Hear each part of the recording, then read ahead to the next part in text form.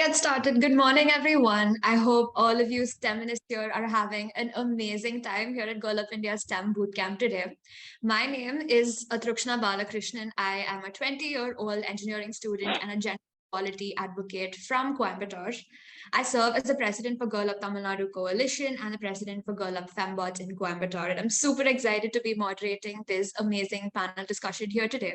So let's get started. We have with us here today three inspiring women in the field: Ms. Subhasree Sahoo from TE Connect, Ms. Meha Tiwari from HCl Foundation, and Ms. Akanksha Chaturvedi from Gainwell Commerce Sales.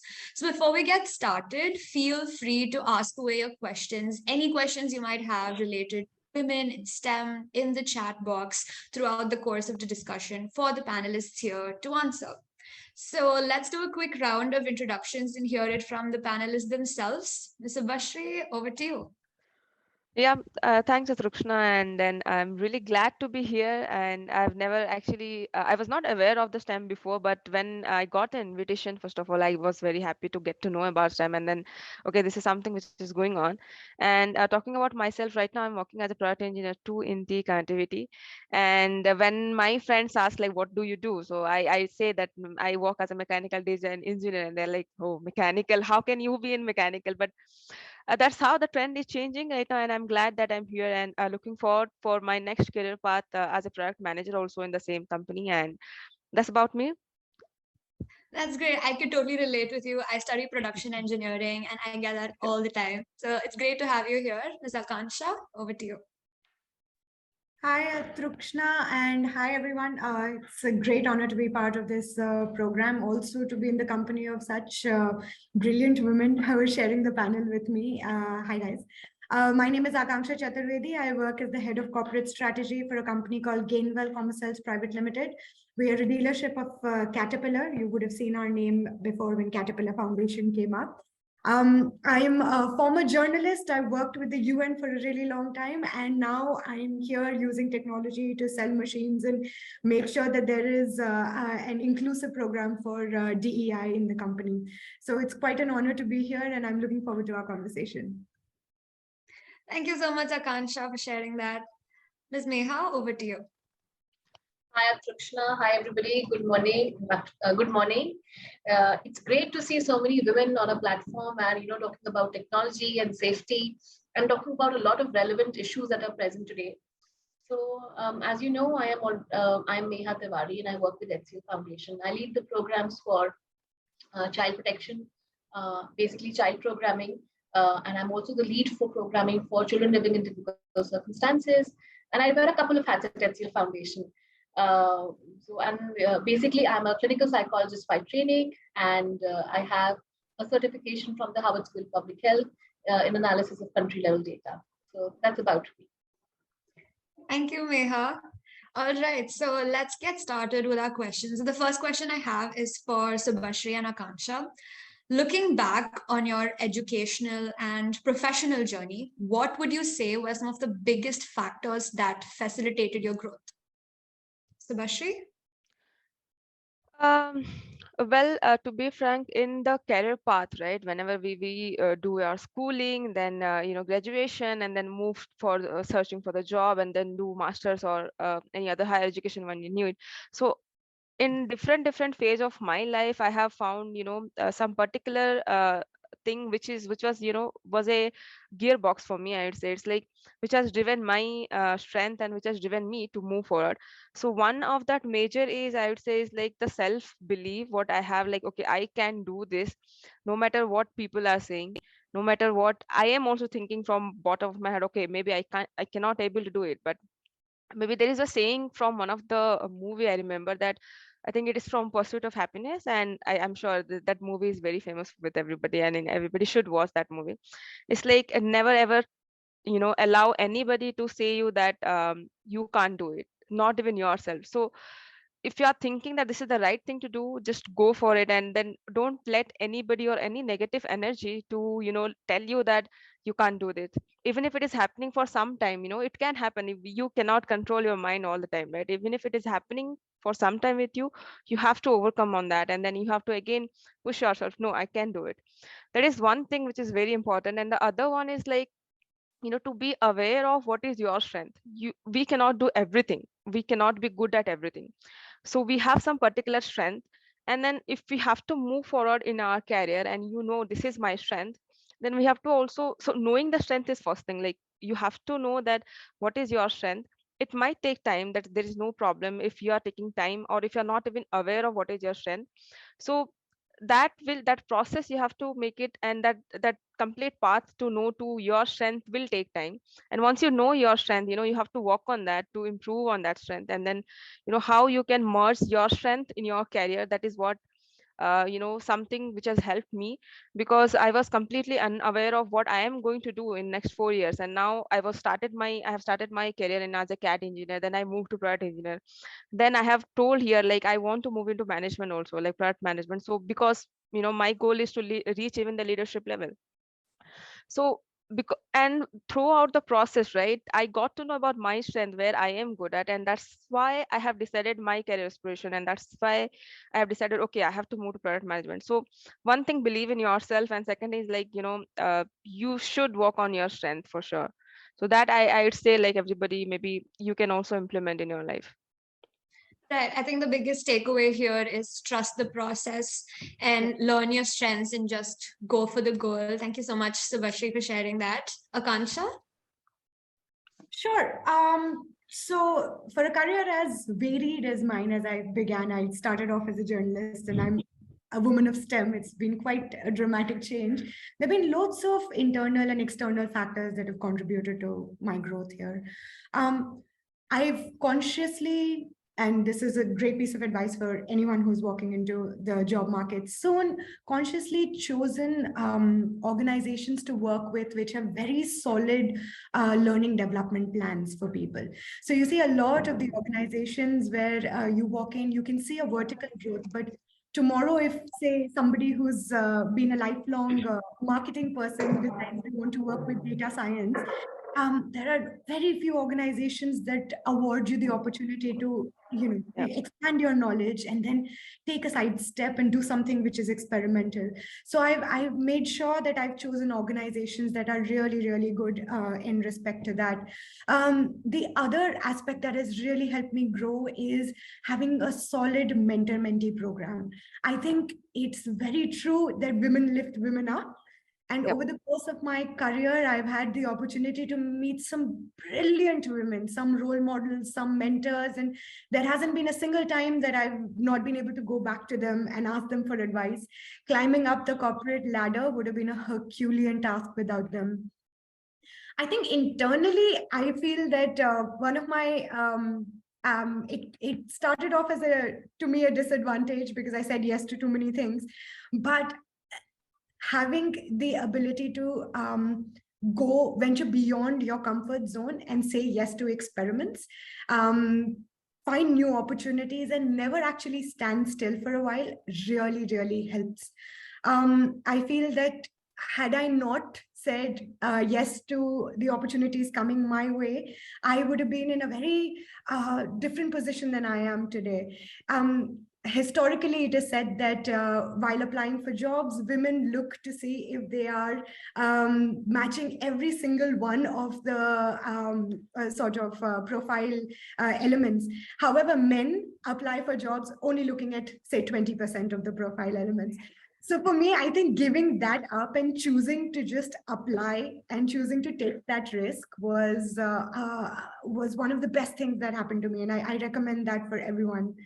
But finally, recognizing that I had a lot of privilege. I had a great familial system that provided, unconditional support, understanding, financial support. It gave me a base to be able to experiment with who I am and where I want to be. So I think there is no part of my life where I wouldn't be able to acknowledge that, and it's a privilege, and I'm very conscious of it.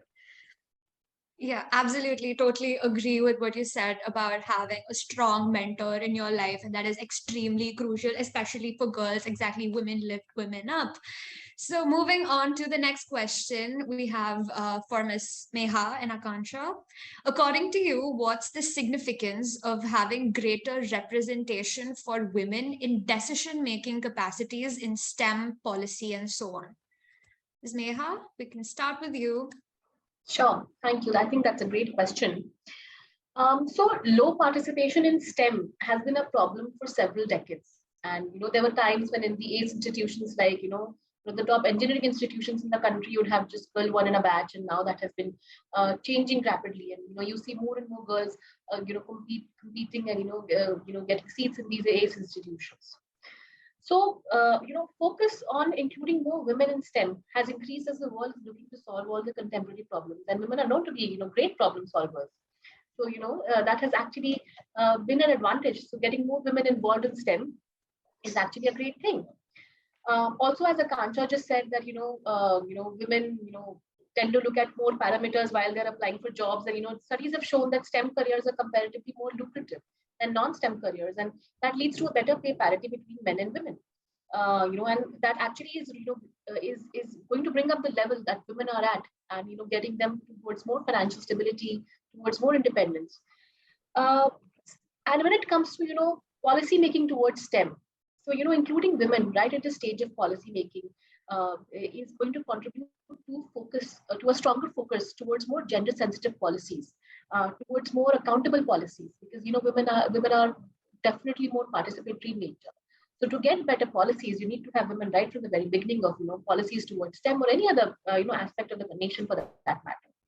I think that's what I'd like to share about my views on on the questions that you just asked. Great points, Ms. Meha. I think giving women a seat at the table to get the policies more inclusive for women is exceptionally important. So let's move on to Ms. Akanksha. Sure.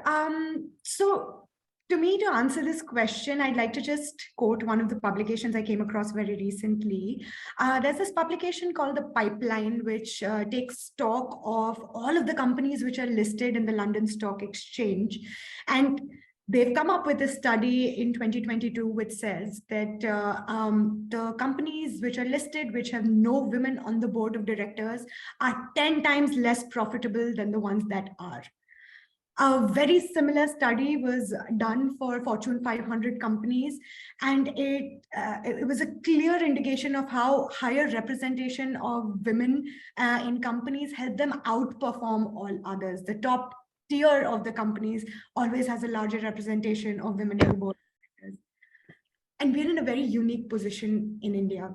We are one of the very lucky countries which have over 43% of STEM graduates as women. It's a mystery to me that we haven't been able to utilize these brilliant minds, and particularly for something that Dr. Vishwanathan said, which is have tech made by women in tech. It's such a critical, crucial juncture for us and irrelevant every single day. By now, we're extremely aware that diverse organizations are more successful in attracting and recruiting talent, where inclusive work environments are one of the top reasons for productivity. Diversity and inclusion makes organizations more innovative, and you break cycles of group thinking. Imagine having a group of men in a room singularly making policies for the rest of your diverse organization. It just really ironic.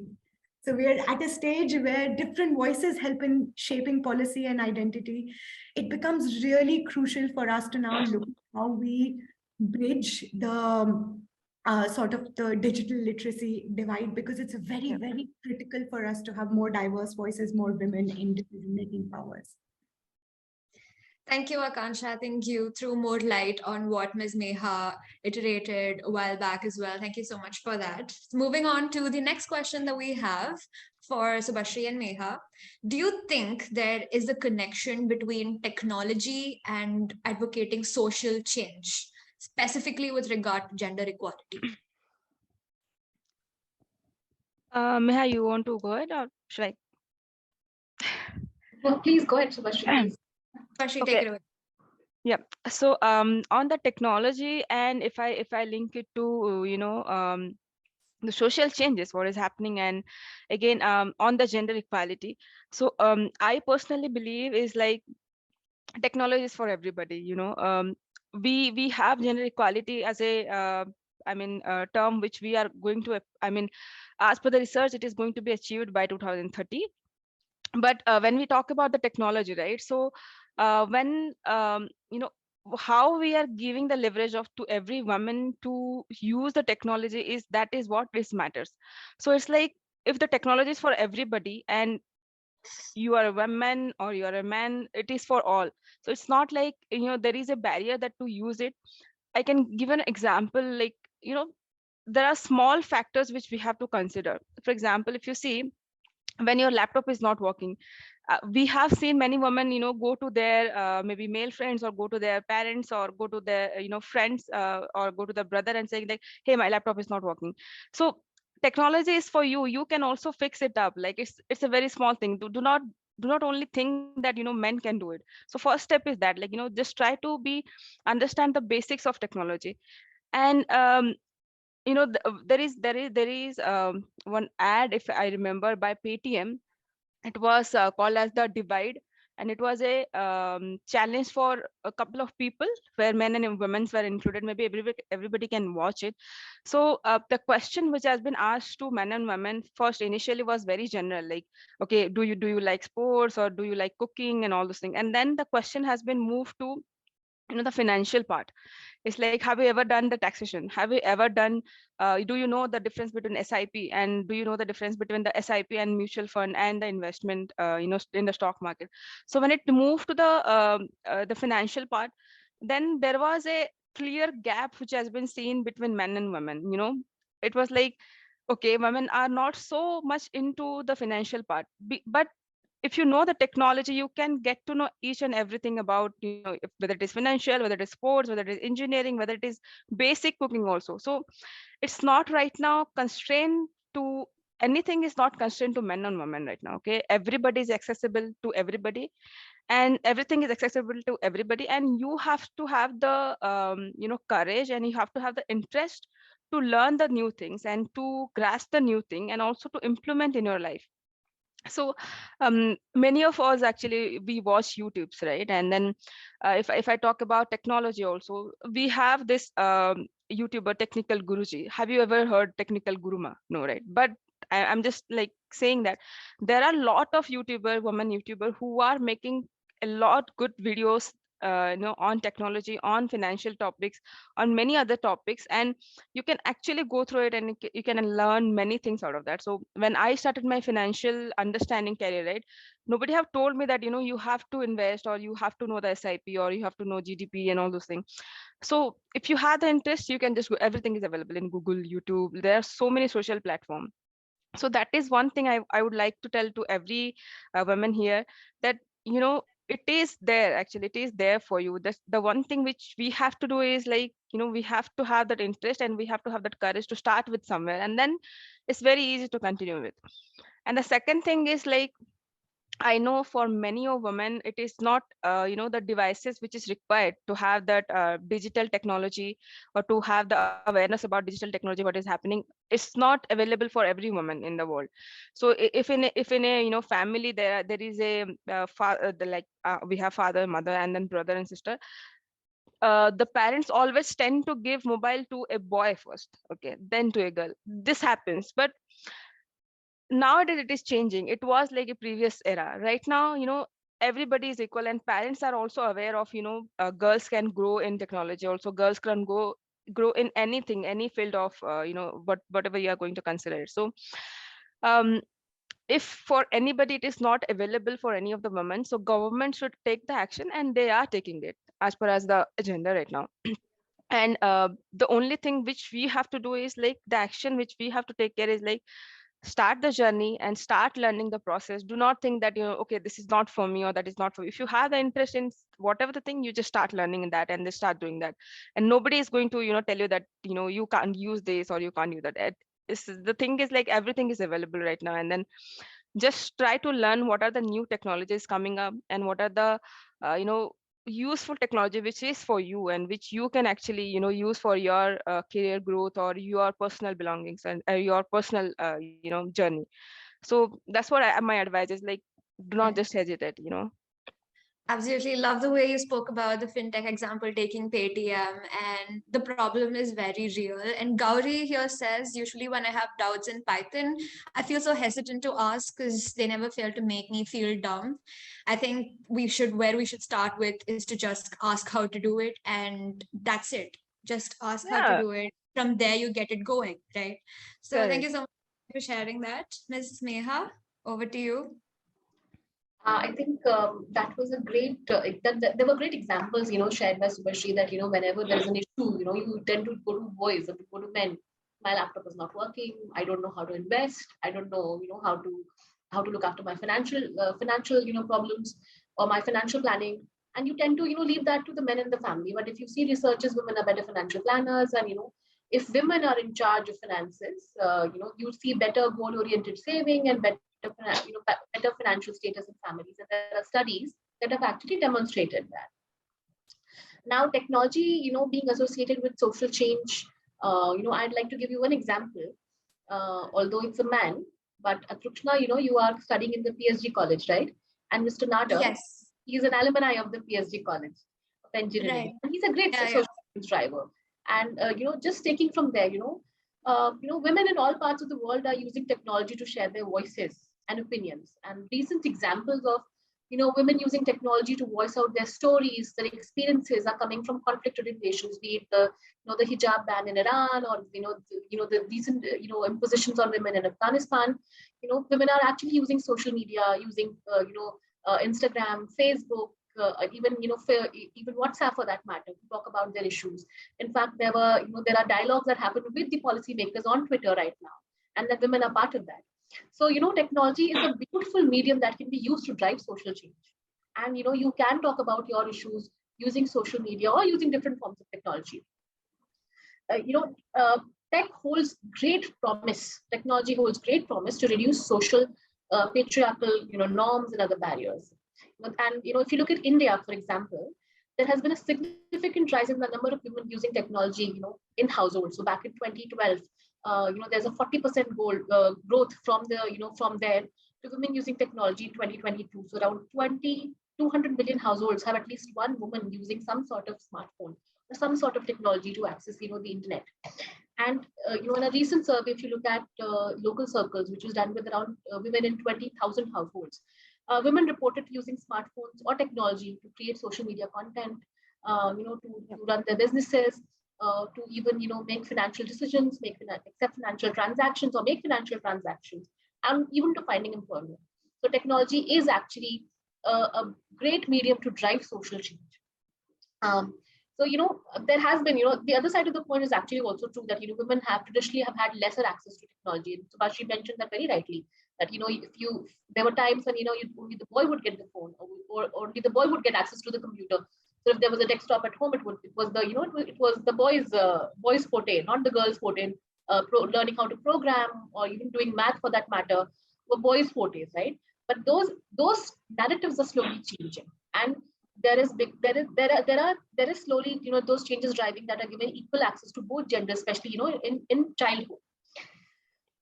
Technology and connectivity leads to better employment, better education, better opportunities for both men and women, and this has especially been true for women in the last 10 years. So technology has actually led in the last 10 years. If you see the changes that have happened in the country, technology has had led to better opportunities for women, better better sharing of stories and voicing out opinions. So it has led to a significant social change in the country, and also across the globe. So this is where I'd like to sort of put it here, that technology is actually very relevant in making those changes happen. Absolutely, ma'am. Amazing points you put up here. So I think we have a couple of similar questions in the chat box from Nandini, Priyanka, and Lena, and all of them talk about how we can encourage more girls to take up STEM as a career, right? So following up that question, what do you think are some of the important pointers girls in 2022 should have in mind while choosing a path in the field of STEM? Akanksha, would you like to get us started? Sure.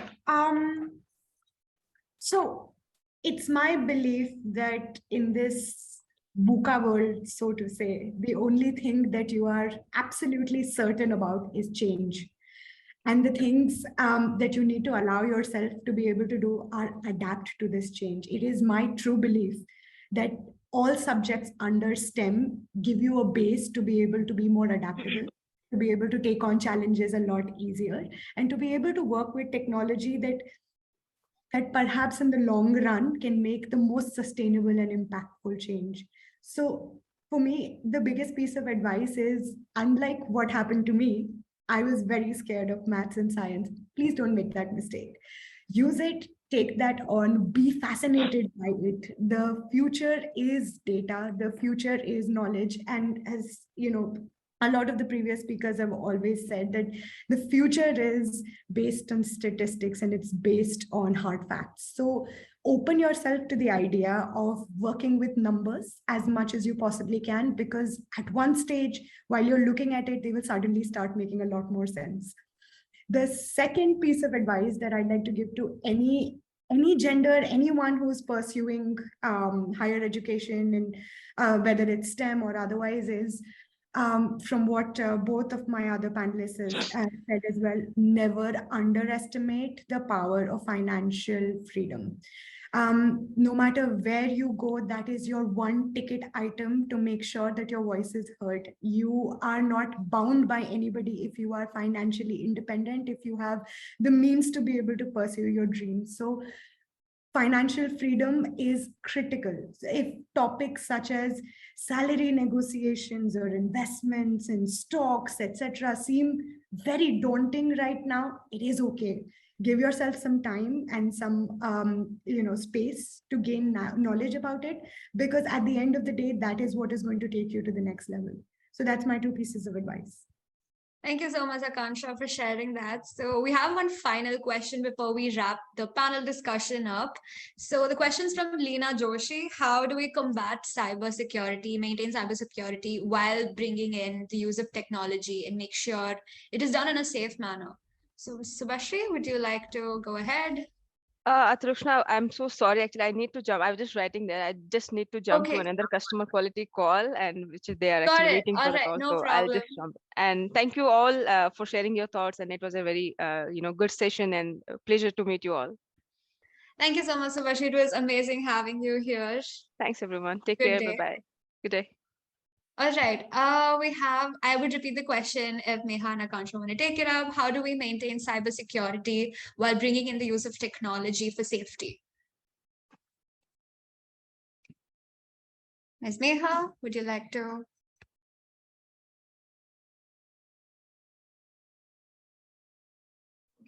Am I audible? I think there's a issue. Yes. Yeah.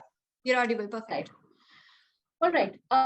So how do you, I think that's a question that has come again and again, I think, and it's the question of how do you maintain security for women while you're using cyber technology.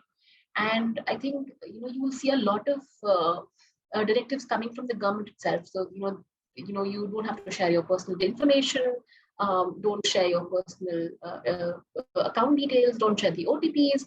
So there's a lot to learning and becoming aware as to what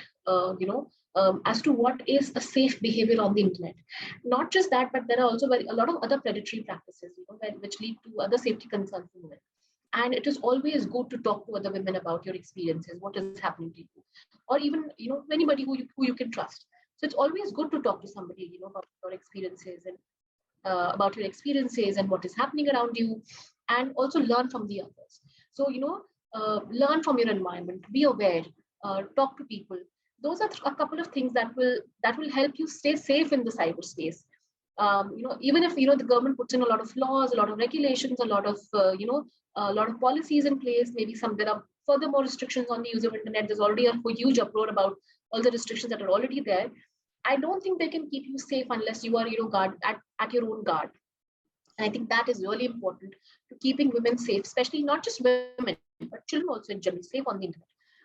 Yes, so talk to people, learn what is happening, understand what are these issues that are happening on the internet, learn about the policies, and don't share your personal information ever on the internet. That would be really helpful in keeping you safe.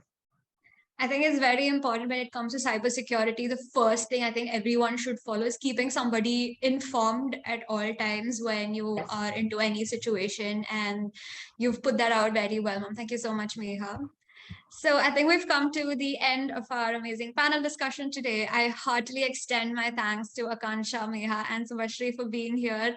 I hope you had an amazing time in discussing all things related to STEM and women. Thank you so much for being here. It was a delight to moderate this session with you. Thank you. It was a pleasure Thank being you, here. Athrukshna. Thank you very much. Thank you, Thank everyone. you. Thank you, everyone. You've just witnessed some thought-provoking conversations, and I hope you have taken a lot of the inspiration back home to work, innovate, and experiment with.